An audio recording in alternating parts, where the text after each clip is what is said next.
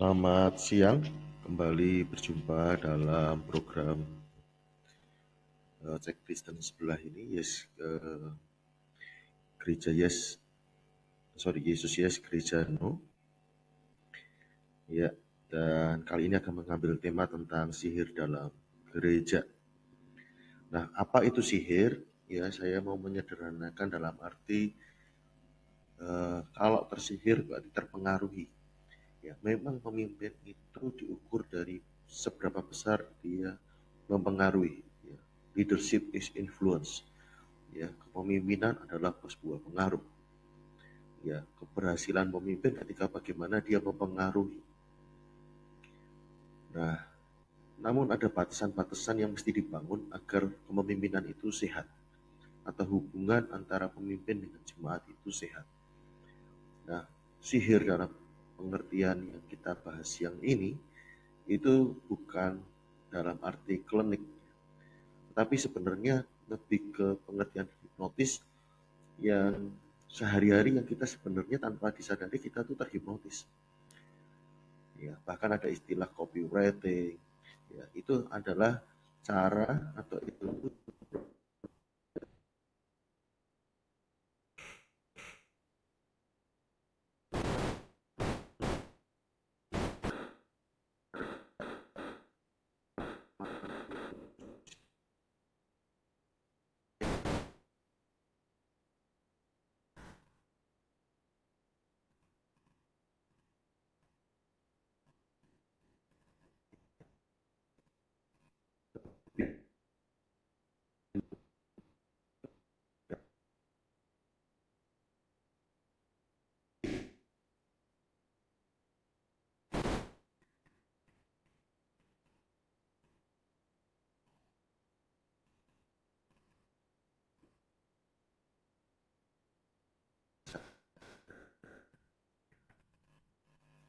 nah, ketika mengambil sebuah keputusan atau bergerak atau melakukan sesuatu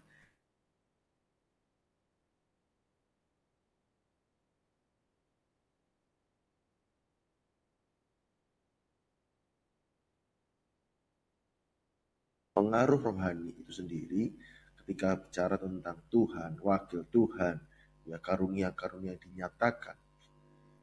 Kalau tanpa disadari atau punya kerendahan hati sehingga kita bisa klaim bahwa karunia itu milik kita bukan karena kita dipakai Tuhan, ya kemudian kita akan terlihat dekat dengan Tuhan, ya dipakai Tuhan luar biasa. Itu sendiri punya potensi rawan. Ya. Kita harus bisa membedakan bahwa itu mengalir melalui kita, bukan milik kita, dan itu terus senantiasa harus dibangun dalam sebuah lingkungan gereja atau dengan jemaat, sehingga jemaat juga punya pengertian yang benar. Nah, dan Tuhan bisa pakai siapapun, ya. Di dalam perjanjian lama Tuhan juga bisa pakai musuh daripada bangsa Israel, ya, untuk mengingatkan atau membentuk daripada bangsa Israel itu sendiri. Nah, rohani, ya ini ada jadi atas nama Tuhan, ya karunia-karunia itu punya potensi, ya untuk orang itu terpukau, terpesona. Kalau tidak sehat, orang tidak membedakan ini dipakai Tuhan,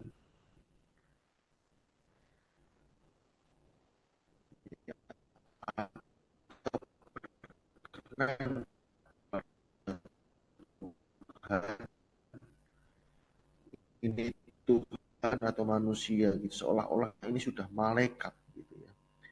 Jadi kita masih manusia yang gengsi karena figur yang berotoritas.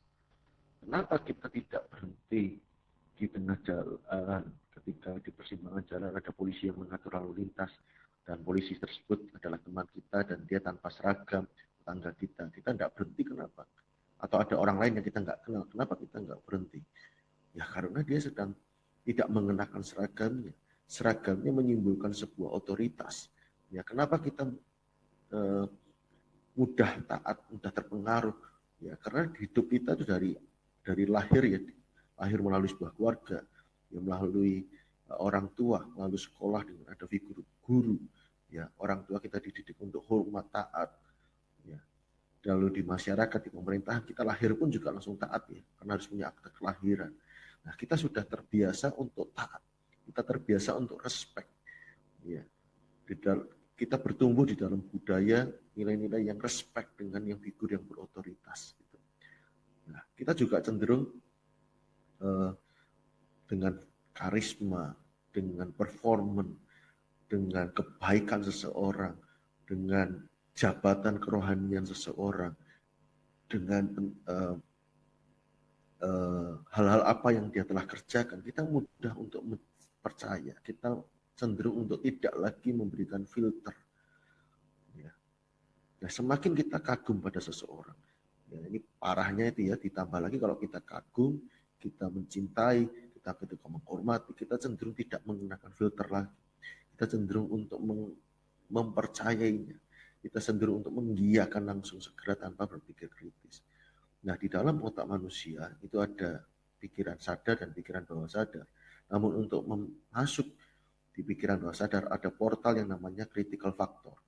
Ya, nah, berpikir kritis ini itu yang menyebabkan informasi atau apa yang terjadi di luar ini kita filter untuk bisa masuk ke pikiran bawah sadar. Namun ketika critical factor ini tipis atau ketika kita percaya seseorang, kita menghormati seseorang, maka critical factor ini terbuka. Sehingga orang bisa bypass masuk ke pikiran bawah sadar. Nah, seperti tadi saya sebutkan, orang bisa terpengaruh. Kenapa? Karena salah satunya critical faktornya tipis. Dia tidak membangun budaya, kebiasaan, habit, atau terbiasa dengan pola pikir berpikir kritis. Ya, itu mesti dibiasakan, itu mesti dilatih. Ya, lalu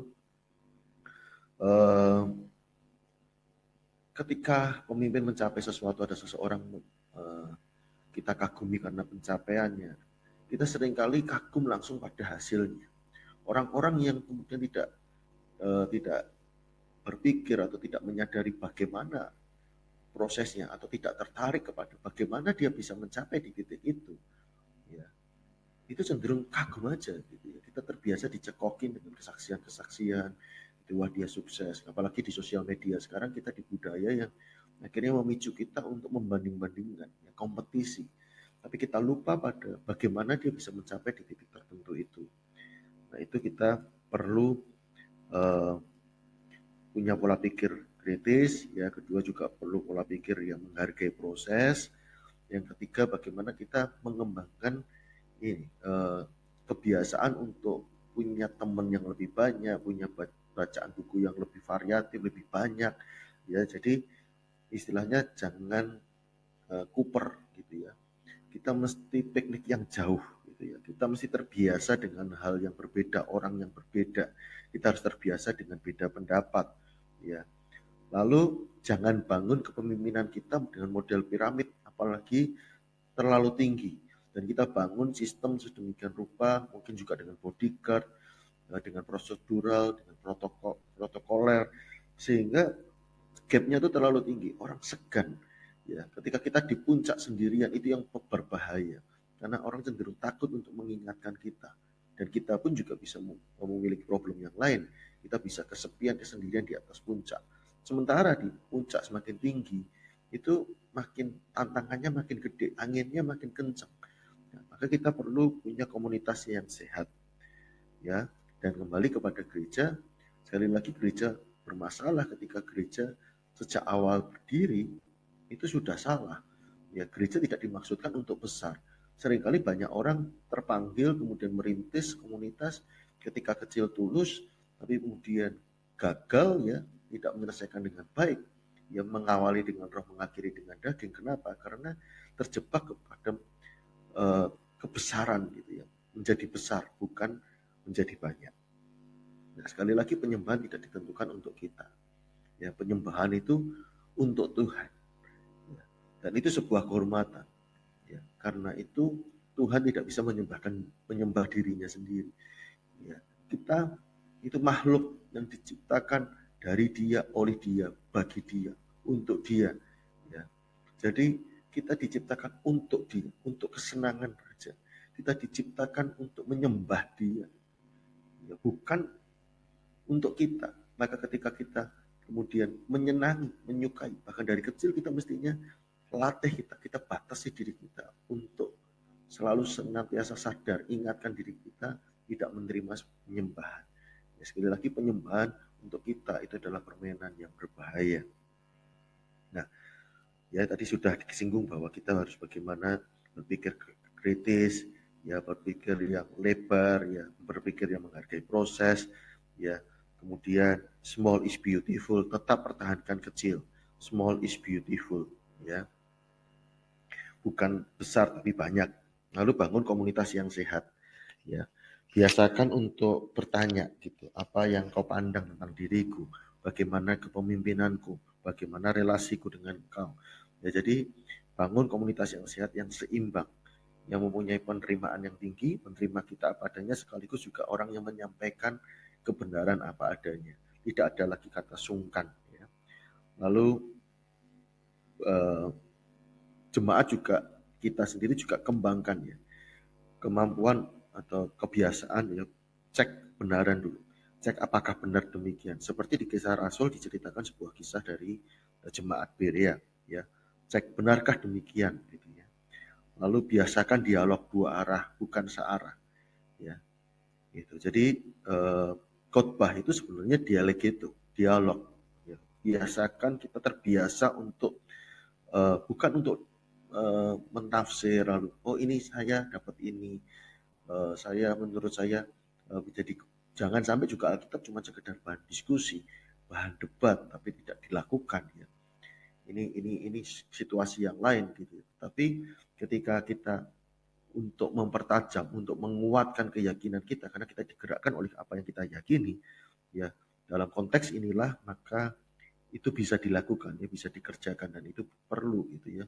Supaya kita tidak, intinya menjagain kita supaya tidak merasa diri kita sendiri yang paling benar, ya tidak mau anti kritik dan sebagainya. Memang kita punya batasan-batasan tertentu. Kita tidak hidup dengan apa kata orang dan kebenaran ya, bukan berarti suara mayoritas. Itu pun juga sisi yang lain yang memagari kita, membatasi kita. Lalu jangan jadi gembala yang cuma di belakang meja, ya. Gembala itu baunya bau domba. Gembala suka berada di tengah-tengah domba, ya. Jadi biasakan supaya tidak terima laporan asal bapak senang, tahu detailnya, tahu apa yang terjadi sebenarnya, tahu situasi domba-domba yang di situasi jemaat gitu ya, tidak terbiasa hanya dengan laporan-laporan dari anak buah saja. Lalu sebenarnya nggak perlu anak buah ya, tidak ada anak buah, kita ini satu saudara, ya kita ini komunitas yang benar itu komunitas yang saling, Ibrani 10 dikatakan jangan jauhi pertemuan ibadah yang saling ya, saling menegur, saling menasihati, saling membangun. Nah, komunitas yang saling ini kita pasti punya komitmen. Gitu. Ya, kalau komunitas yang tidak ada salingnya, ya nggak apa-apa. Ya. Tetapi mari biasakan karena komunitas saling dan komunitas yang kecil, ya maka sebenarnya tidak perlu ada staff gitu ya, ada kru gitu, ada anak-anak buah, nggak perlu karena kita ya hanya Yesus hanya di dunia ini hanya bersama-sama tinggal bareng dengan 12 murid. Sekalipun dampaknya pelayanannya menyentuh 5.000 orang, 4.000 orang. Tetapi investasi hidupnya dia aja cuma dengan 12 orang. Nah lalu kita biasakan ya menyadari bahwa kita ini manusia roh. Ya, ngeroh itu normal. Tetapi supranaturali yang natural, natural yang supranaturali supranatural. Semakin orang roh, semakin orang rohani, semakin biasa aja Yesus mudah dijumpai. Yesus dia berjalan, kemudian melakukan mukjizat. Yesus dicegat, Yesus diteriakin, anak Daud sembuhkan aku, ya tolong aku, ya atau Sakeus gitu ya. Ketika Yesus lagi berjalan, tiba-tiba melihat Sakeus gitu, turunlah ke rumahmu, ya atau ketika dengan sengaja melintas ke Samaria, jumpa dengan wanita Samaria, ya supranaturali yang natural, naturali supranatural. Nah itu semoga sharing siang hari ini ya bisa menjadi bahan diskusi, bahan tiktokan kita gitu, artinya bukan aplikasi TikTok tapi maksudnya kita bisa chit chat, kita bisa chat, kita bisa bapak ibu saudara siapapun yang mendengar ini ya. Ini bisa sharing dengan saya pengalamannya dan mungkin saran-saran yang lain, pandangannya. Kami, saya bukan menyediakan informasi yang lengkap sempurna, bukan yang paling benar juga. Mari kita, sekali lagi, saya informasi ini hanya pemantik diskusi, kita bisa mendiskusikannya kemudian.